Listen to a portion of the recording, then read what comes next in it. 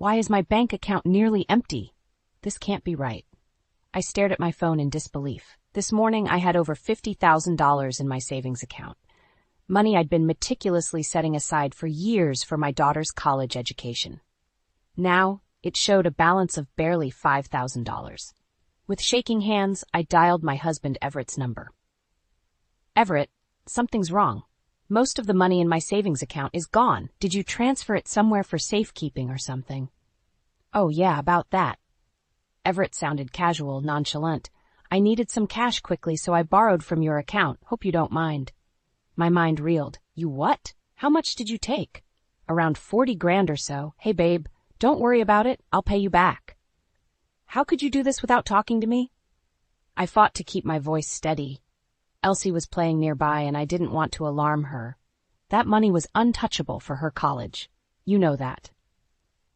Everett sighed loudly as if I was the one being unreasonable. Look, work's been really stressful and the guys wanted to go on a golf trip. I needed the cash. You stole my daughter's college fund for a golf trip? My shock quickly turned to anger. And you didn't think to discuss it with me first? I knew you'd overreact like this. It's just money, it comes and goes. I'll replace it in a few months once this deal goes through. Everett spoke casually, as if borrowing tens of thousands of dollars without permission was no big deal. I took a deep breath, trying to calm myself before responding. No, Everett, it's not just money. That was Elsie's future you took for a weekend getaway. I can't trust you anymore. Babe, come on, don't be like this. I could hear loud laughter in the background as if he was at a resort bar. My blood boiled. Listen carefully. You have betrayed my trust in the worst possible way. Consider this the end of our marriage. I'll be speaking to a lawyer, and you better believe I'll fight for full custody of Elsie. Whoa, Cadence, no need to go that far. Everett's tone finally turned serious. You should have thought of that before you decided to steal our daughter's future for a vacation with your buddies. I shot back. I've put up with your selfishness for years, but this is unforgivable. We're done.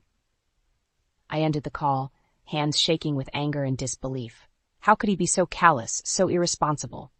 Elsie bounded over, her smiling face still untouched by the turmoil brewing in her family. I pulled her into a tight hug. I promise I'll fix this, sweetheart, I whispered. Your future is still bright, no matter what. I had to talk to someone, but my parents were touring Europe and my friends always took Everett's side. My mind turned to Julian, my closest friend from high school who I hadn't spoken to in years. Maybe it was the comfort of happier times, but I suddenly felt the urge to call him. To my surprise, he picked up on the second ring. Julian Watts here. Jules, it's me. I paused. It's Cadence. Cadence. He sounded genuinely excited to hear from me. We spoke for an hour, reminiscing about old times. Turned out he'd gone through a messy divorce himself. Talking to Julian felt like sunlight breaking through the clouds. For the first time that day, I didn't feel quite so alone.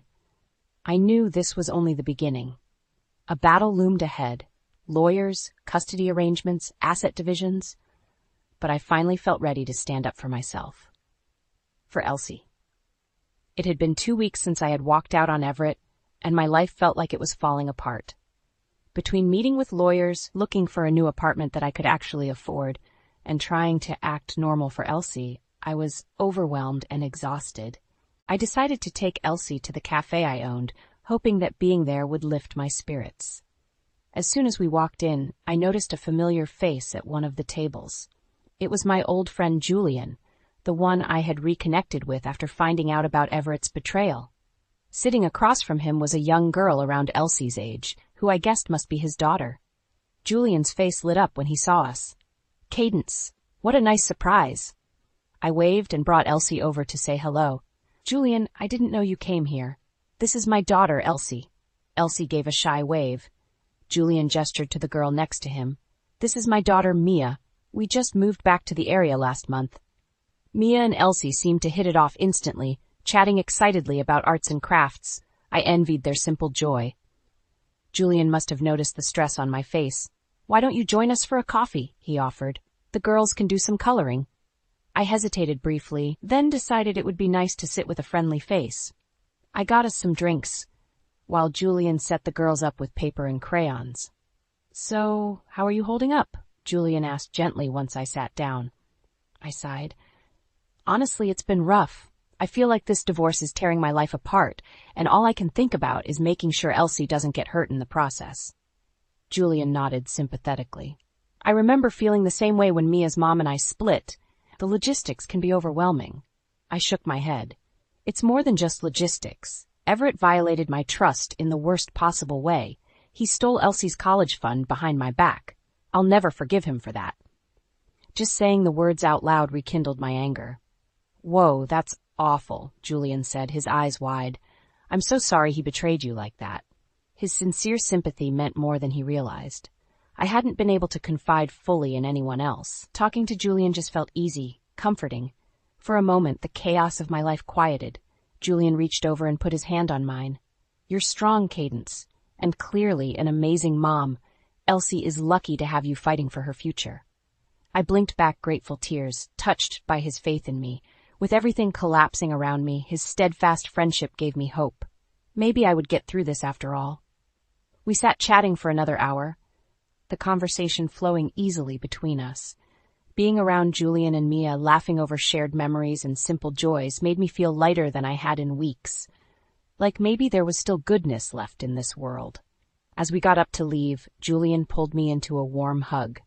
Stay strong, he said softly, and call me if you ever need anything. I'm here for you both. Driving home with Elsie babbling happily in the back seat, I realized something surprising. I hadn't stopped smiling since we left the cafe. For the first time in forever, I felt optimistic about the future. After my run-in with Julian, I felt re-energized to take control of my life. I found us a small but cozy apartment that I could afford on my own. No need to rely on Everett anymore. Of course, that was easier said than done. Everett continued his lavish lifestyle, spending recklessly, while I scraped to make ends meet. I knew I had to confront him. When Everett came to pick up Elsie for his scheduled weekend visitation, I steeled myself for a difficult conversation. We need to talk about money, I said, getting straight to the point. With our split finances, I'm struggling to pay the bills and legal fees. Everett shrugged. Not my problem. Get a better lawyer. I clenched my fists. It is your problem. You owe it to Elsie to pay your share. Rolling his eyes dramatically, Everett snatched his debit card from his wallet and waved it in my face. Yeah, this baby still works just fine, thanks. Ran it up on a new TV and sound system last week. I saw red. Without thinking, I grabbed the card from his hand and cut it in half with scissors lying nearby. Not anymore. Your party days are over. Everett's face darkened. You bitch, you'll pay for that. I held my ground. No, you will. It's time for you to sell your fancy car and watches and start acting responsibly. My voice shook despite my resolve. Everett stepped closer until he towered intimidatingly over me. Listen very carefully. I will never downgrade my lifestyle. Do you understand? Though my heart raced, I forced myself to stare fiercely into his eyes. Oh, I understand perfectly. You're still the same selfish, reckless man who threw his family away for golf trips and bottles service. His hand twitched as if he barely resisted the urge to strike me. I reflexively took a step back, but kept speaking.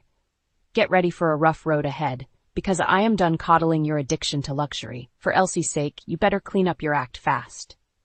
Everett exhaled slowly, backing away. Don't threaten me. I'll make you regret it. His menacing tone sent chills down my spine. Daddy, are you fighting? Elsie stood in the hallway, her little face troubled. Everett's demeanor instantly softened as he turned to her. Of course not, Princess. Your mom and I were just discussing some grown-up stuff. Let's get your bag so I can take you to our fun weekend. After Everett left with Elsie, I collapsed onto the couch, my heart still pounding. I knew Everett's vindictive streak all too well, but hoped my ultimatum would be a wake-up call. I decided right then to get a restraining order if Everett so much as hinted at violence again. I refused to expose Elsie to his volatility and manipulation. As scared as I felt, my primal urge to protect my child gave me courage. When Elsie got home on Sunday evening, she babbled excitedly about the amazing weekend with Daddy, shopping trips, dinners out, a trip to a water park hotel. Her joyful recounting was like a dagger to my heart. Everett was still living extravagantly while I scraped to provide Elsie's basic needs. It had to stop. From now on, any time he spent with Elsie would be supervised visits only. I steeled myself for an epic custody battle ahead. It was time to show Everett his selfish actions had consequences. After my confrontation with Everett, I knew I had to take action to protect myself and Elsie. I met with my lawyer and filed a request for sole custody, citing Everett's reckless spending and volatility. Predictably, Everett fought back hard. He buried me in legal filings and tried to prolong the proceedings to drain my finances. I spent many sleepless nights poring over paperwork and making lists for my lawyer.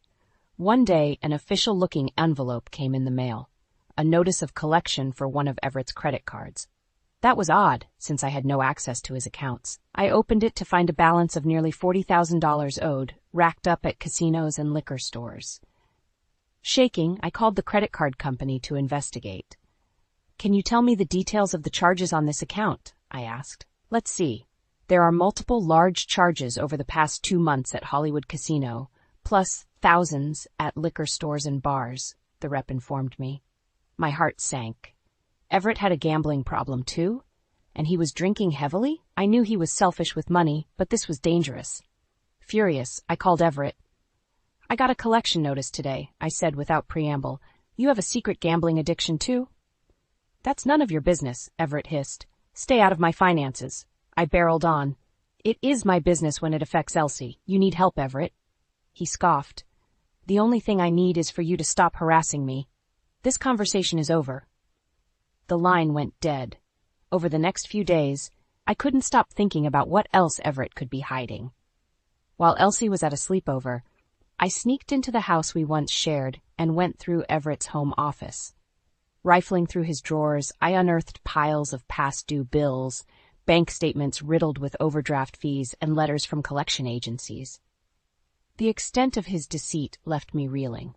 Just then I heard the front door open. Panicked, I shoved the papers back in the drawer and turned to find Julian standing there looking concerned. "Cadence, are you okay?" he asked. The door was unlocked. "Julian, what are you doing here?" I said shakily. He held up a bag. "You mentioned needing some tools. I was dropping them off for you." His brow furrowed as he took in the scene, the open drawers, my disheveled state. "What's going on?" I sank onto the couch and told him everything, the credit cards, gambling losses, all Everett's lies. Julian listened intently, his expression a mix of shock and compassion.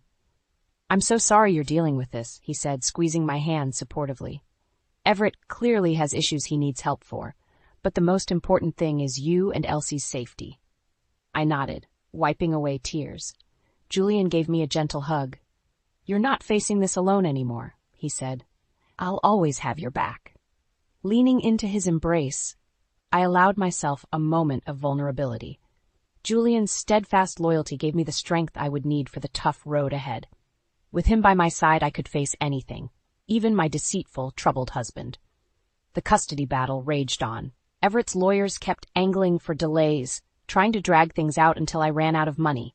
Meanwhile, Everett maintained his lavish lifestyle without a care.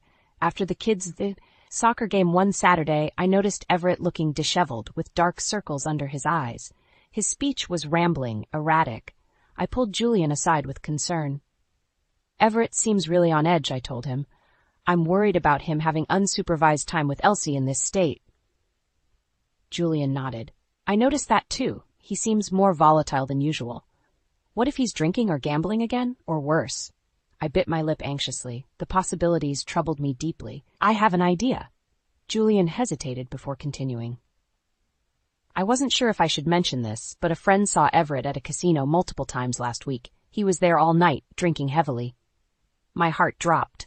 He lied, of course he did. I shook my head bitterly. This was my worst fear confirmed. Julian placed a supportive hand on my shoulder. "I'm so sorry, Cadence, but you're doing the right thing, fighting for full custody. Everett shouldn't be near Elsie unsupervised until he gets help." Overwhelmed and distraught, I called my lawyer on the drive home and demanded she file for sole physical custody immediately. I had to take drastic measures before Everett's addictions and poor choices further endangered my daughter. Predictably, Everett did not take the news well when he was served the next day. He showed up at my door, reeking of alcohol, pounding and yelling until I threatened to call the police. As I shielded a trembling Elsie, I knew I could never back down. At the next court hearing, Everett's lawyer accused me of making up baseless claims about gambling and substance abuse. But this time, I was ready. Julian and other witnesses came forward about Everett's reckless behavior. The judge ordered an immediate drug and alcohol evaluation. When the results showed multiple violations, the judge finally granted my sole physical custody request. Everett would only have supervised visitation until he could demonstrate rehabilitation. Everett gave me a look of pure hatred as he stormed out of the courthouse. "You'll regret this," he spat venomously. But for once, I didn't feel intimidated by his threats. Justice had prevailed. That night, Elsie and I snuggled on the couch, eating ice cream in celebration. "I'm so proud of you, Mommy," she said. My heart swelled with love and relief. There was a long road ahead, but now, with the court's protection, I could focus on rebuilding life with my daughter, without Everett's toxicity dragging us down. The future looked brighter than ever. With sole custody secured, I focused on moving forward with my life. Everett only had short supervised visits with Elsie now. His chaotic presence no longer overshadowed our day-to-day. Of course, Everett hated the new arrangement with a vengeance. He left threatening voicemails and texts constantly. I refused to be intimidated, forwarding everything to my lawyer. After a particularly bitter exchange at one of the supervised visits, I decided it was time for a clean break. I would confront Everett face-to-face one last time before cutting contact for good. At the meeting, Everett glared sullenly at me the whole time. When I said my piece about wanting no further direct contact with him outside of legal channels, his simmering anger finally exploded. "You just had to take away everything from me, didn't you?" Everett shouted. "I've lost my family, my lifestyle, everything." I folded my arms. "You have no one to blame but yourself. Yuri, all I did was stand up for myself and our child." Everett's eyes flashed dangerously. "Oh, don't play innocent. You've been planning to leave me for years." He jabbed an accusatory finger at me. "I always knew you had a thing for Julian. Don't think I didn't notice how buddy-buddy you two got behind my back." I held his gaze steadily. "My friendship with Julian is not the issue. This is about you deceiving us and stealing Elsie's future with your gambling addiction." "It was just a few bets. Stop exaggerating," Everett snorted derisively. "But go ahead, keep playing the victim." Anger boiled up in me. "A few bets? You racked up tens of thousands in debt while I scraped pennies." My voice shook with outrage. "And the worst part is you feel no remorse at all. You'd gamble away Elsie's college fund again in a heartbeat if you could." I took a deep breath. "We're done here. I want a divorce, and for you to never contact me again outside of the lawyers." Everett's face contorted in anger. He raised his fist and I braced myself, prepared to defend my child and myself by any means. "Don't even think about it," came a voice from the doorway. Julian stood there, his powerful frame leaving no doubt he was ready to intervene if needed. Everett reluctantly lowered his fist. "This is between me and Cadence? Stay out of it," Everett growled at Julian. Julian stepped forward. "Actually, it looks like Cadence has said all she needs to. You need to leave now." His firm tone left no room for argument. With a final venomous glare, Everett stormed out. I let out a shaky breath, the tension melting away. Julian wrapped me in a comforting hug. Though Everett was gone, I knew the divorce battle still raged on. But with Julian by my side, I finally felt empowered and unafraid. True to his vindictive nature, Everett fought the divorce every step of the way. He refused to provide financial records and dragged out proceedings to drain my resources. Frustrated and seeking advice, I opened up to my friend Nina about everything Everett had put me through. To my surprise, she became angry on my behalf. "I've always thought Everett was selfish, but this is unbelievable," Nina fumed. "Cadence, you have to expose him publicly for the fraud he is." I hesitated, wary of provoking Everett's temper. But Nina raised a good point. His social circle only knew his charismatic facade. "We'll start subtle," Nina strategized. "I'll mention the divorce proceedings to a few people and insinuate there's more to the story." Soon, others began distancing themselves from Everett. His carefree bachelor lifestyle lost its luster once people heard he abandoned his family. The judge's stern rebukes at our hearings also colored people's perceptions. Everett felt the ground shifting beneath his feet. He became more volatile, making dramatic public scenes accusing me of turning people against him.